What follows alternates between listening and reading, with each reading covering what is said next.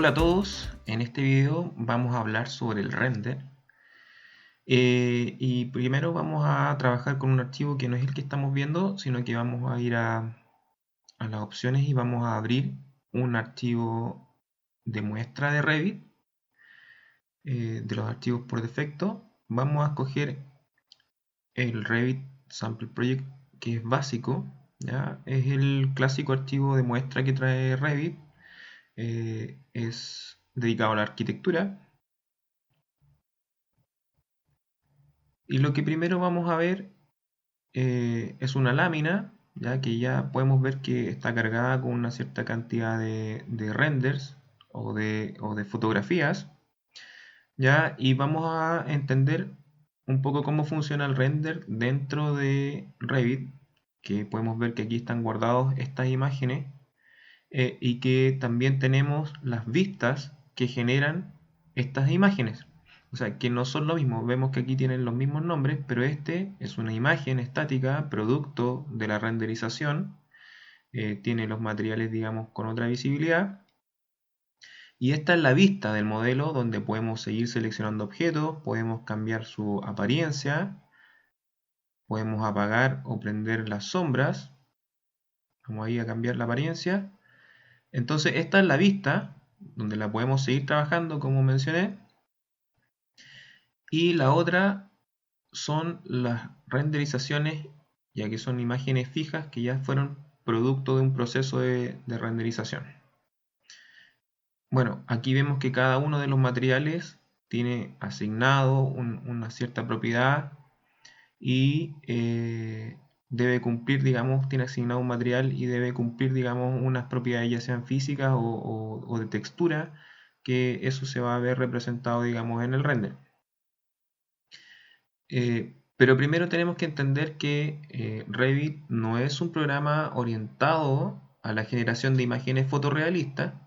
No obstante, dentro de la propia filosofía BIM, los modelos los estaremos viendo siempre en 3D y con información concreta acerca de su materialidad y sus características. Entonces, así pues, supone un salto muy pequeño poder ofrecer unas imágenes que sin ser las más impresionantes, se pueden encontrar, digamos, o pueden solucionar ciertas barreras, digamos, de comunicación con un cliente o poder visualizar ciertas opciones. Podemos revisar desde la vista 3D, primero antes de generar nuestras vistas, que nuestra vista en 3D siempre está en una modalidad ortogonal y lo que nosotros queremos generar son perspectivas. Entonces lo que vamos a hacer es ir a la pestaña Vista primero y revisar en nuestra interfaz del usuario. Vamos a prender la barra de navegación que nos va a permitir obtener una rueda de comandos que van a permitir navegar en la vista a partir de un movimiento más orientado a la perspectiva. Y aparte de eso vamos a tener que generar dentro de nuestro modelo nuevas vistas que ya estén relacionadas en algún nivel. Por ejemplo, vamos a coger el segundo nivel de este proyecto y vamos a colocar unas cámaras que nos van a dar un posicionamiento ya de nuestra imagen. Eso lo vamos a ver en la pestaña Vista, en el menú de 3D, y vamos a escoger la herramienta cámara.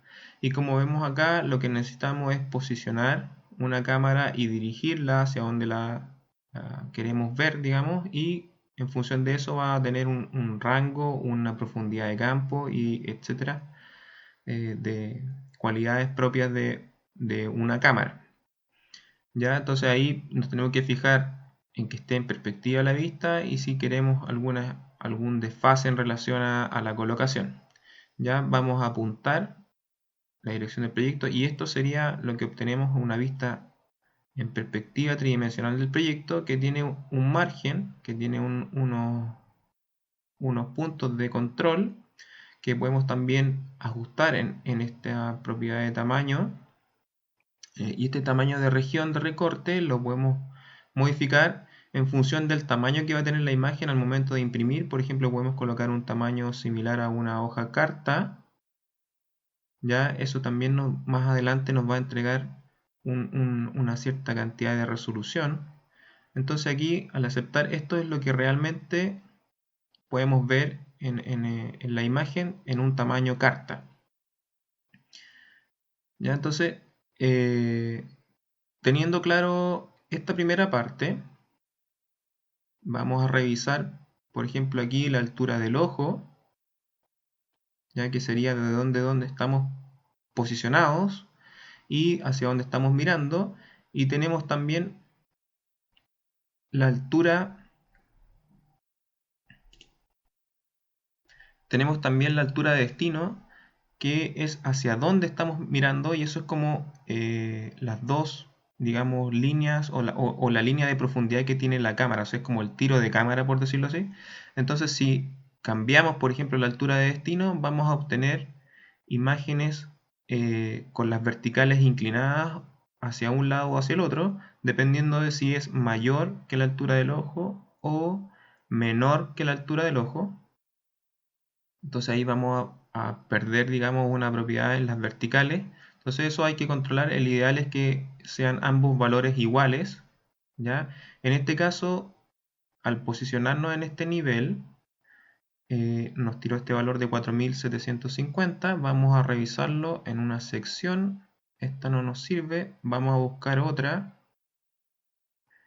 Y aquí podemos ver, ahí está la cámara y podemos ver que tiene una relación con el nivel y está mucho más alto que, por ejemplo, una persona.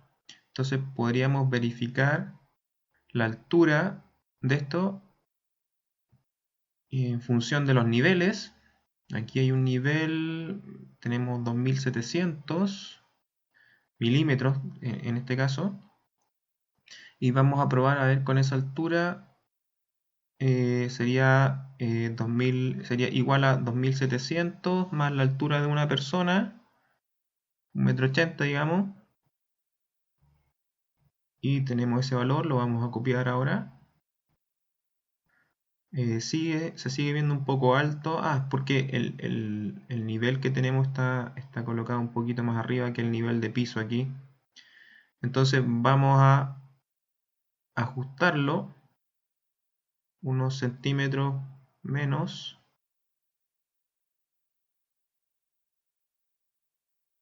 Y ahí podríamos tener algo más ajustado. Podríamos ahí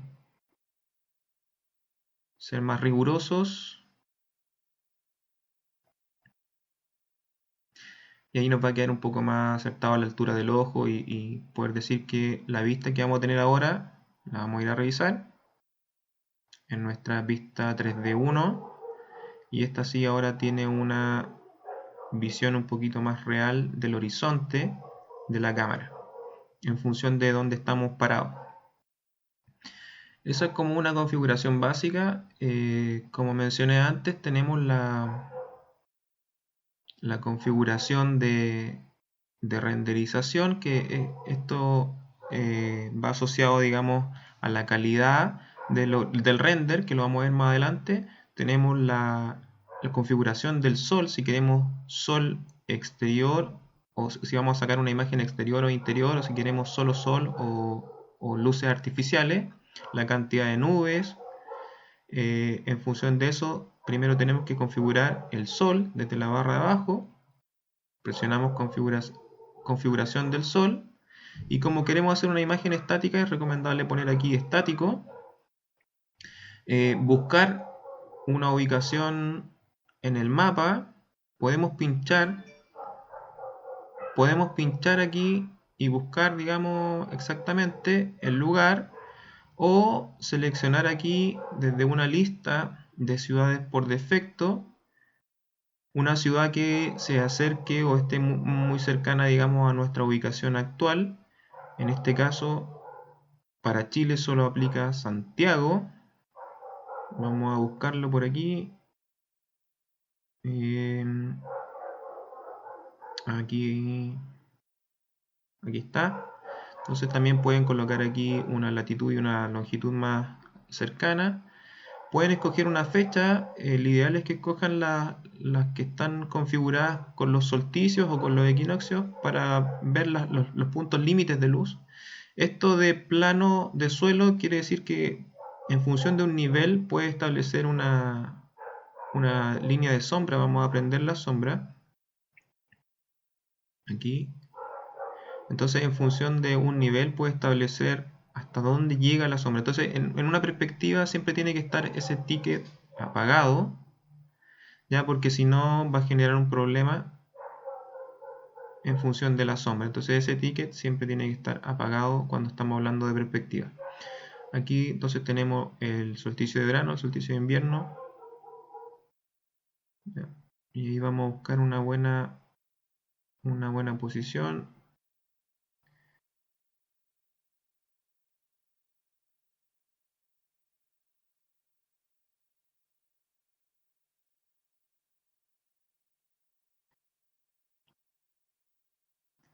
A ver, vamos a dejarlo en el solsticio de verano. O en el de invierno, eso se ve un poco mejor. Vamos a aceptar. Entonces ahí tenemos nuestra configuración del sol. Si queremos delimitar lo que se ve más lejos o no, está esta delimitación de lo lejano. Esto, cuando nosotros tenemos un fondo, podemos establecer hasta dónde va a llegar o no la imagen, hasta dónde se va a ver, y ahí también podemos jugar un poco con la profundidad del campo. También está este desfase y podemos establecer esa distancia de cuánto queremos delimitar lo lejano, ¿ya? Y ahí podemos prender o apagar eso. Eso tiene que ver con la profundidad del campo en la fotografía también. Si queremos navegar dentro de esta vista, aquí yo le cambié la imagen, podemos testear a una vista en Ray Tracing o en una vista realista y podemos ver más o menos los materiales que están aplicados. Y aquí podemos navegar, orbitar un poco, ajustar un poco la visión de la cámara. Estas herramientas son un poco complejas. Podemos situar, digamos, mejor o no eh, la cámara, pero son poco amables a mi criterio respecto del manejo con el modelo. Yo prefiero ajustar mejor la cámara realmente en planta y ajustarla. Pero aquí, por ejemplo, vamos a reconfigurar la altura del ojo. Ahí no me queda la persona cortada y enfocamos también el edificio. Ahí sí tenemos una buena toma, que posteriormente podemos editar en Photoshop y todo eso. Entonces, ahora yo puse un Ray Tracing, se va a demorar un poco. Esto si sus computadores no tienen la suficiente capacidad, no lo hagan. Entonces, esto se va a demorar un poquito y va a hacer un render, digamos, en tiempo real de lo que yo estoy viendo.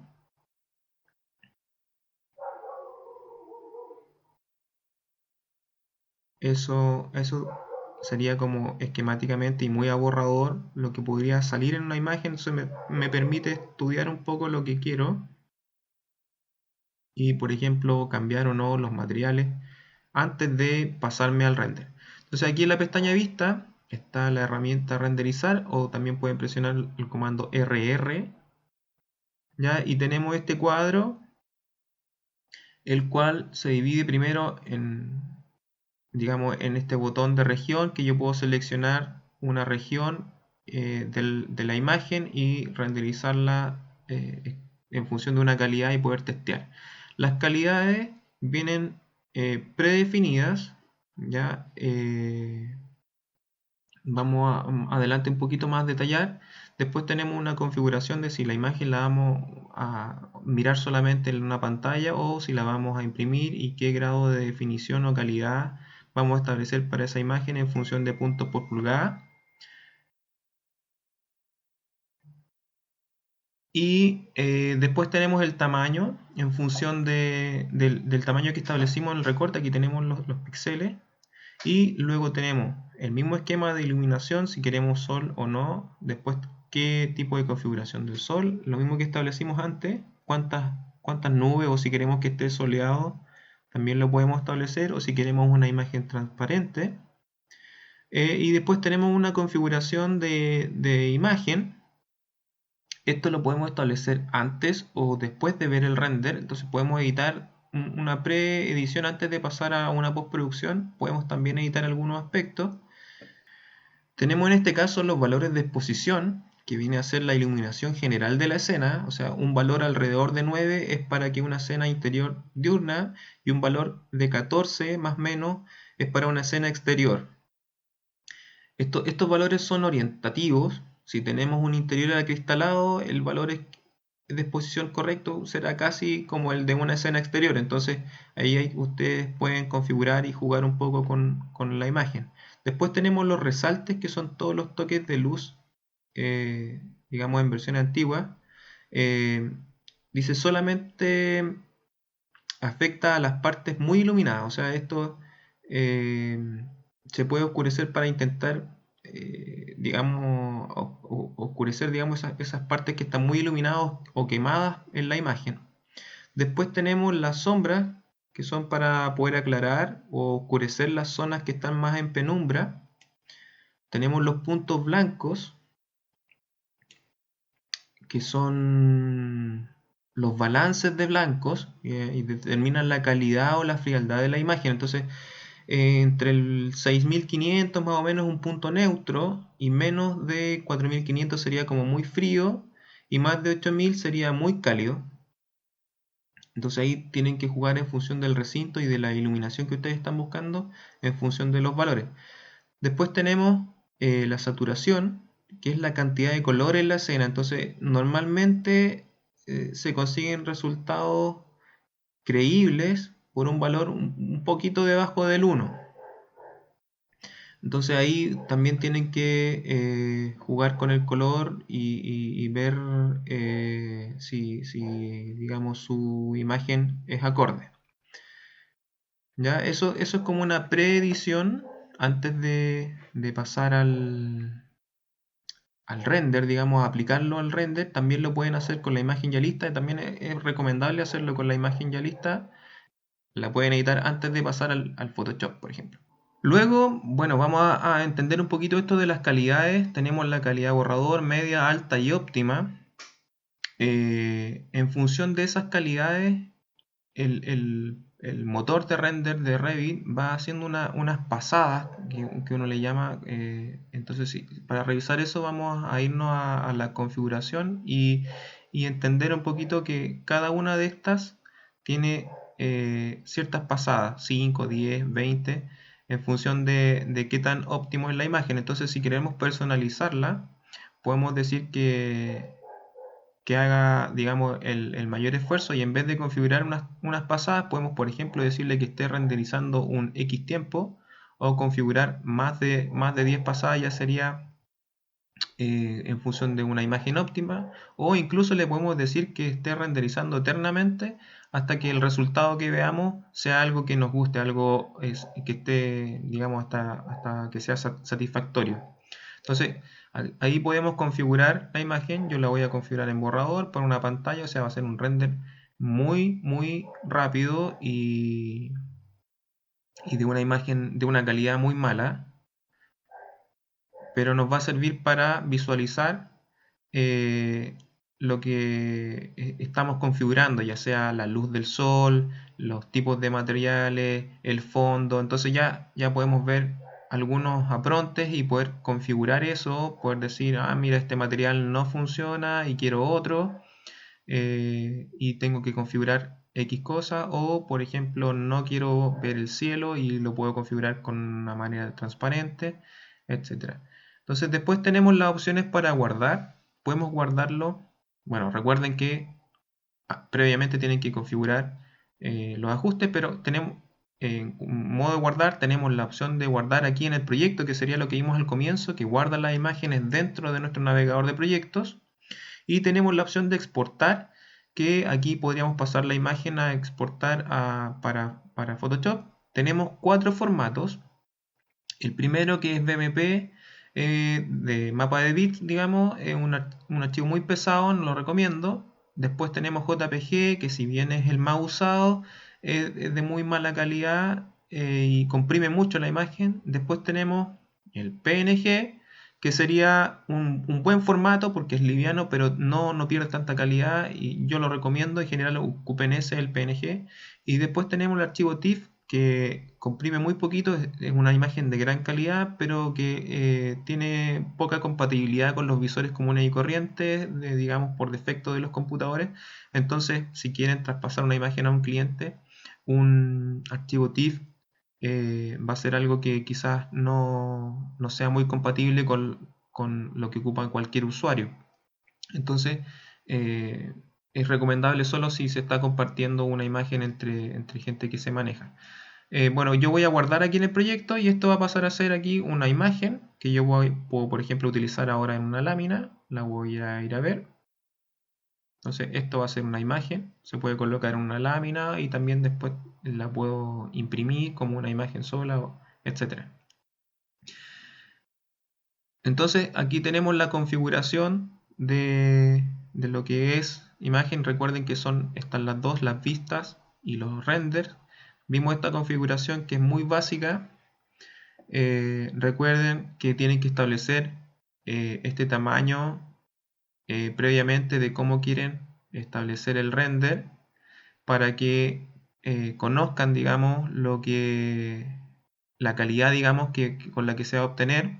Por ejemplo, aquí nos indica una cantidad de píxeles y tenemos una definición de puntos por pulgada. Entonces, lo que tenemos que entender, este cálculo, digamos, si nos ponemos a calcular aquí, son 297 milímetros, entonces son 29,7 centímetros.